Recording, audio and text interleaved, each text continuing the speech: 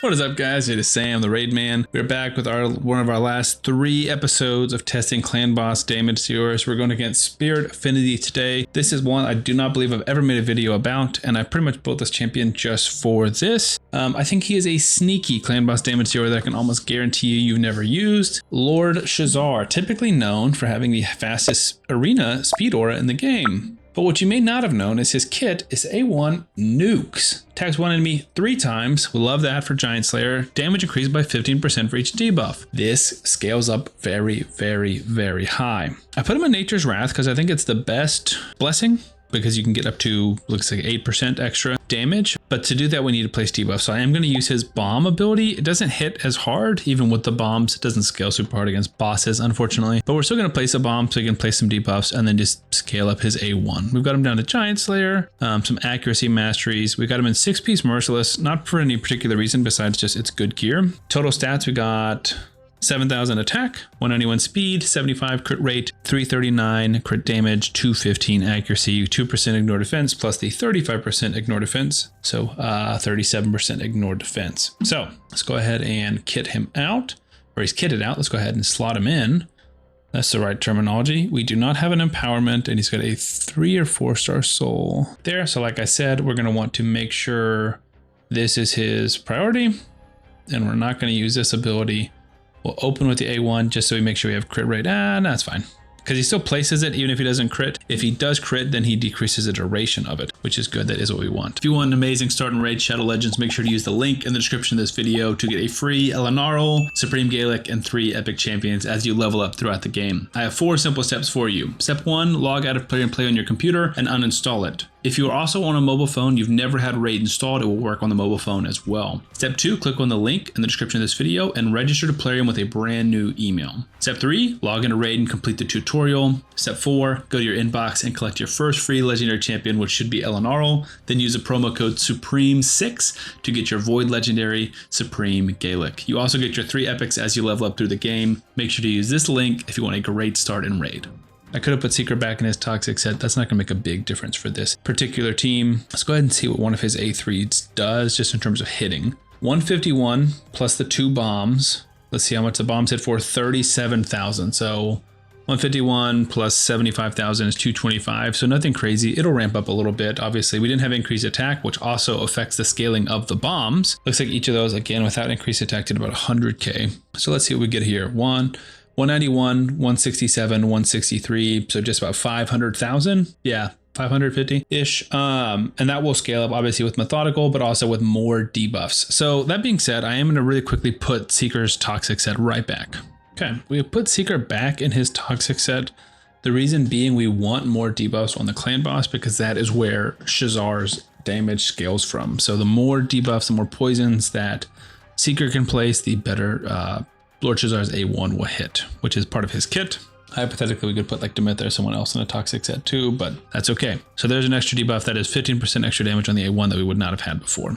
The bombs is kind of weird because it's like when he crits, he lowers the cooldown, which means they explode more often, but it's like you want debuffs for his A1. So it's almost like, would you want it to decrease the cooldown? It's kind of weird, but no increased attack hit for about 150. We got a lot of debuffs here if he gets another turn. I think he will. So 276, 235, 740. That is like 700,000 damage. No, more than that, like 700 something thousand damage. A lot of damage.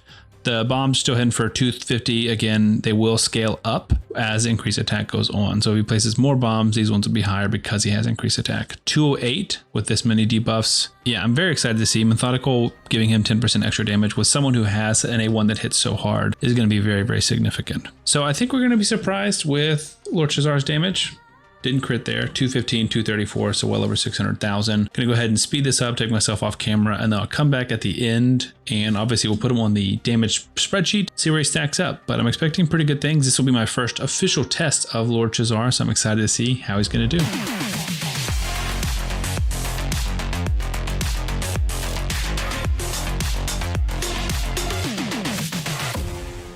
We're coming back here, turn count 46. He is nuking. This is definitely going to be one of our highest in terms of team damage for sure. I'm curious to see where it's going to stack up in terms of individual damage, but I think it's going to be pretty good. I'm getting so let's take a look and see, or I'm going to take a look while you guys are watching the end of this run and see what the highest team damage we have. We have a 245. That looks like that's the winner. 13 of our 27 have been over 200 million, so that's half of them. In terms of 220, I see 1, 2, 3, 4, 5, 6 over 220. This is already our top 3 in team damage. We'll see. I think we can get to 2 in team damage. I don't think we're going to get to 1. So that doesn't necessarily mean that, you know, our overall damage is going to be higher because Seeker is doing more damage than he does on certain other tests. So kind of just hard to say, but it does bode well in terms of that's all we can see, that and his actual hits, which hit very hard. Now, I do think in terms of min-maxing his damage, being a little bit more particular, we could have manualed this, just manualed a few of his A3s to place the bombs, because we only need to place, I don't know, 4 or 8 bombs, and then just A1, because the A1 hits much harder than the A3 does. And I'll hopefully get a chance to show you that. A1 I'm seeing hit upwards or up to about 300,000 per hit, so 900,000 plus Giant Slayer. So that one's hitting for 259 plus 2 bombs. So, I mean, maybe generously 350, right?